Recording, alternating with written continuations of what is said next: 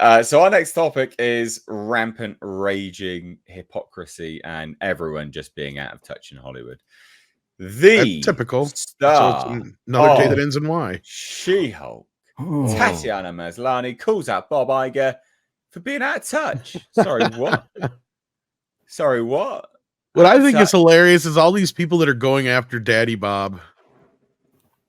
I think he's completely out of touch. It's hilarious. THR. He's completely out of touch with the workers who make his shows happen. This is the line that makes me laugh every time I read it. Who make people watch these shows, who bring him viewers to him and make him money. Sorry, what? Is she drunk? How did your show make him money? What viewers? He's completely out of touch with the workers who make his shows happen, who make the people watch his shows and bring viewers to him and him money. And his money is important.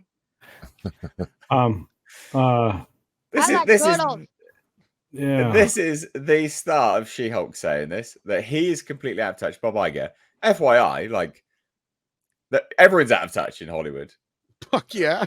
But popcorn and kettle black here. Like, let's be honest there.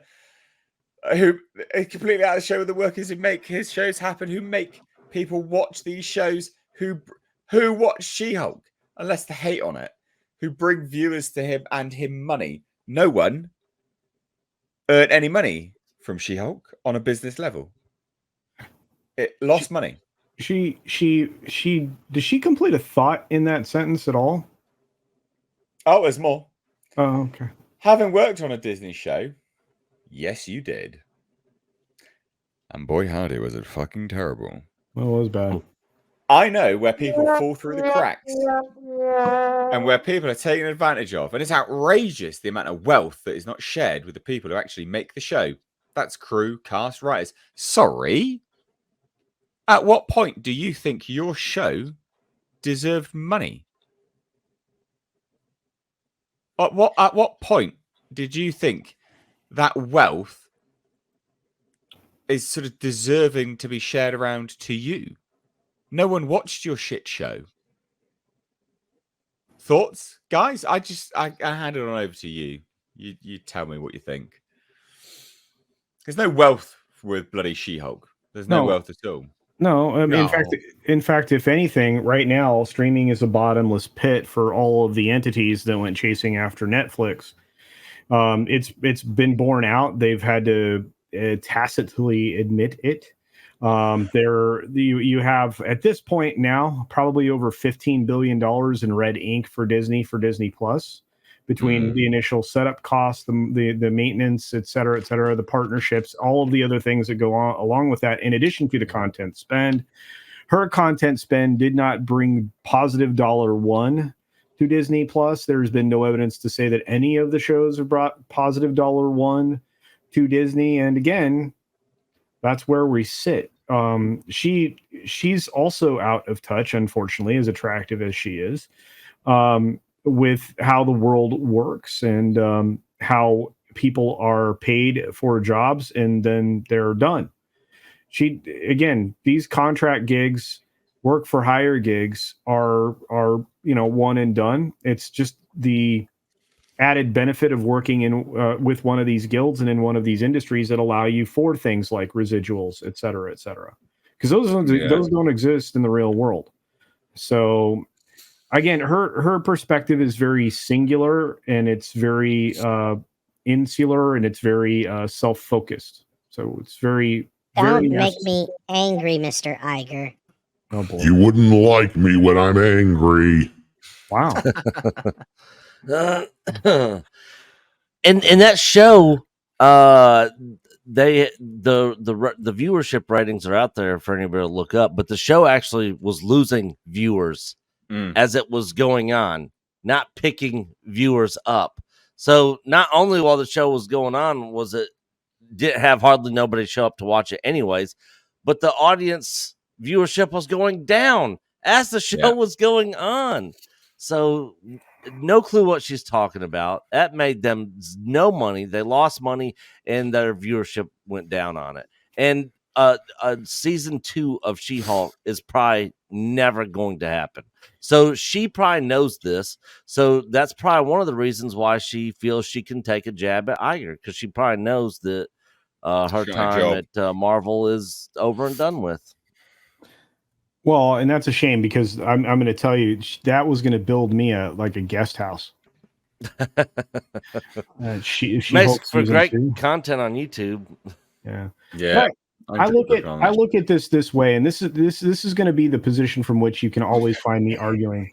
We've had an embarrassment of riches when it comes to television and media in general, and it's been happening for a very long time. You have an embarrassment of channels and options to tune into, and the reason that you feel like there's emptiness and it's all vapid garbage is because it is. Because you only have the efforts of people who are creative in this world that can be spread so far. And then you have a lot of other people who would like to think that they're creative, making a lot of things for companies that like to think they're creative, and so on and so on.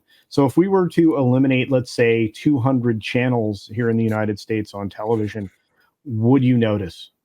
Probably not. Would the choice of programming that you receive be infinitely better? Of course it would be.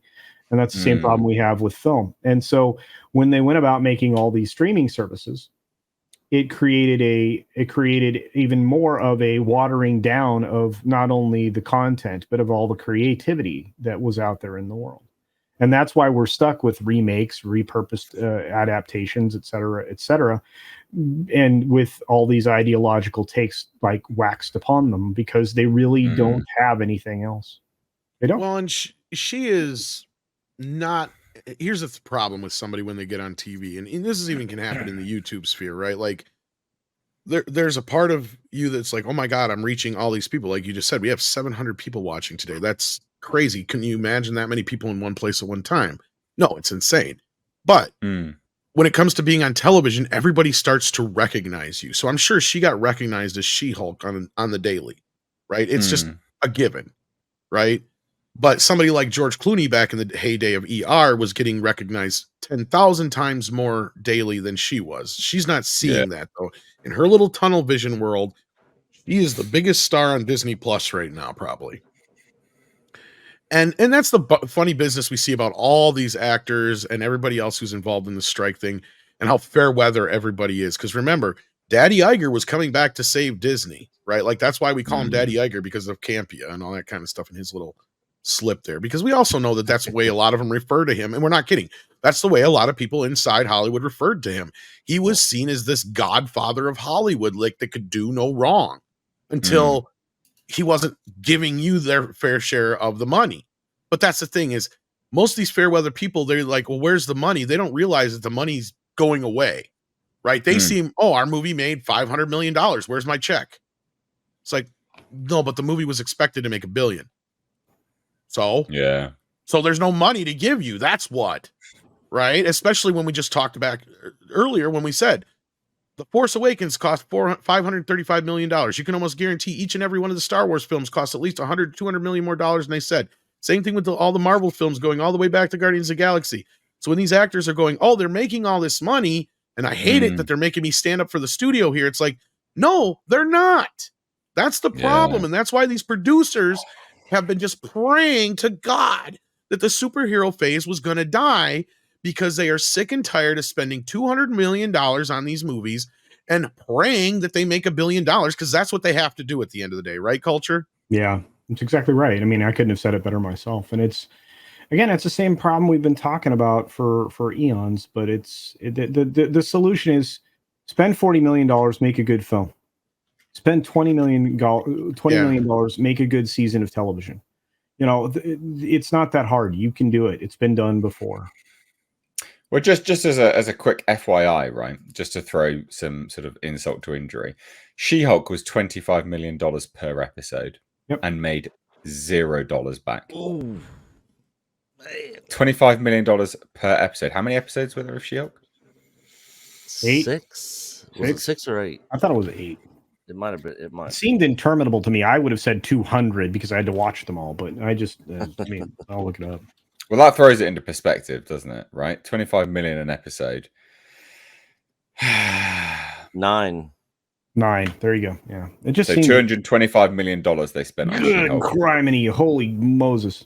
And they've made nothing back at all. This person is saying that Bob Iger is out of touch. Shut up. Yeah. But anyway, And I talked about this last week. This is where the actors are out of touch.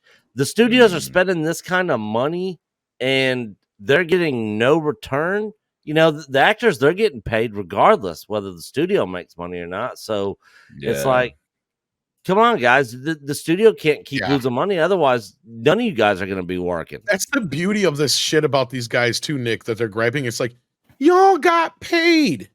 Well, what are you bitching about? They want their residuals, Tom. They want residuals culture. That's the thing. And I know you're being facetious, but like, it's the whole point. It's like this whole streaming thing goes back, and this is where the problem lies. Because we know these shows cost just as much as these movies to make, right? You can't make a Marvel show or a Star Wars show for any less than it costs to make a movie, which is against the whole idea of making a fucking TV show. Yeah. Because a TV show is supposed to be cheaper, easier, screen, not the silver quicker. Screen. What's that? It's the small screen, not the silver screen. Exactly. Like, why are you spending the kind of money that you would spend on a huge summer blockbuster on one fucking TV show? You should be making 10 TV shows for that amount of money. You would think, and you're right, Tom, but you would think having that kind of budget would elevate television, not drag down film. It's the opposite, though. You're right, 100%. And I'm glad you brought that up, Culture, because that's just it. And that's why I think people have turned away from the cinemas. They're like, why the fuck would I go pay $10, $15, $20 to go see a movie that looks just like the shit I can see right now on Disney Plus? In fact, if I just wait 2 months, fucking Ant-Man will be on there anyway.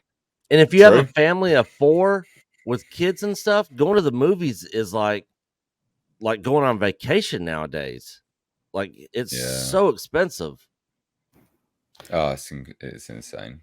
Yeah. So I thought that'd be a funny little topic.